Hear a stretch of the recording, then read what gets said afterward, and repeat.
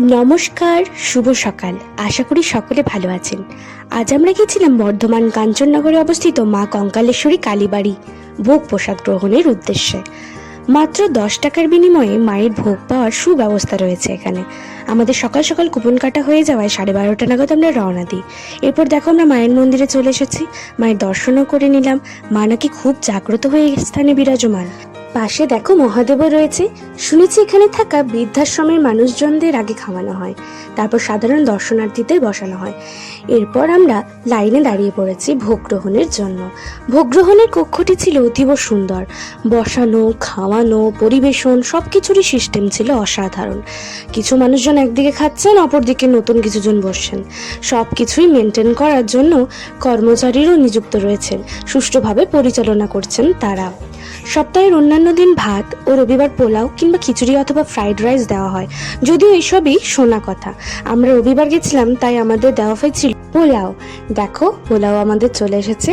পোলাওটা খুব সুন্দর খেতে হয়েছিল, কাজু কিশমিশ গাজর সমস্ত রকম দিয়ে বানানো হয়েছিল। আর তার সঙ্গে ছিল মিক্সড ডাল। মিক্সড ডালটা অনেক রকম ডাল দিয়ে তৈরি, আর তার সঙ্গে ছোট ছোট পনিরও ছিল। দেখো, তোমরা দেখে নাও, দেখলে বুঝতে পারবে। এরপর দেখো আমরা সকলে খাওয়া শুরু করে দিয়েছি। খেতে না খেতে চলে এলো আলুর দম আর বুদিয়া। অসাধারণ হয়েছিল সমস্ত রান্নাই। মন ভরে গেল ভোগ প্রসাদ গ্রহণ করে। খাওয়ার পর বেরিয়ে এসে দেখি আরো অনেক ভিড় জমে গেছে। এখানে বাসন ধোয়ার সিস্টেমটাও বেশ পরিষ্কার পরিচ্ছন্ন ছিল এবং সুষ্ঠুভাবে সম্পন্ন করছেন সমস্ত কর্মচারীরা। মাননীয় বিধায়ক শ্রী খোকন দাস মহাশয়ের উদ্যোগে এই মন্দিরের উন্নয়ন বিশেষভাবে লক্ষণীয়, যা নজর করা দৃষ্টান্ত স্থাপন করেছে। এরপর দেখো, এটি ছিল বিষ্ণু মন্দির। অসাধারণ টেরাকোটার নকশা কাটা। এত সুন্দর মন্দিরগুলো সত্যিই নজর কাড়ার দৃষ্টান্ত স্থাপন করেছে। এরপর সন্ধ্যাবেলার ভিডিওটাও দেখে নাও। প্রতি রবিবার এখানে সন্ধ্যারতি হয়, সেটা দেখার জন্য প্রচুর মানুষ ভিড় জমায়। বেনারস স্টাইলের এই আরতি হয়ে থাকে। একবার পঞ্চপ্রদীপ, তো একবার চামর, তো একবার পুষ্প। জলের উপরে অবস্থিত 9টি মন্দিরে 9 জন পুরোহিত আরতি করেন, যা সত্যিই অপূর্ব সুন্দর ও মনোমুগ্ধকর।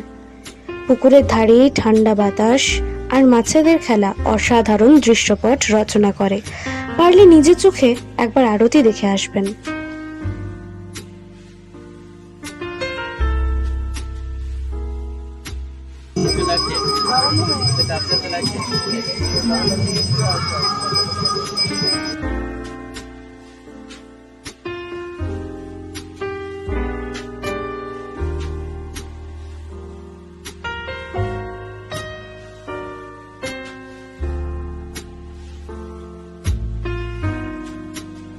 আরতির পর আশেপাশের বাগানটা ভালো করে ঘোরাঘুরি করেছিলাম।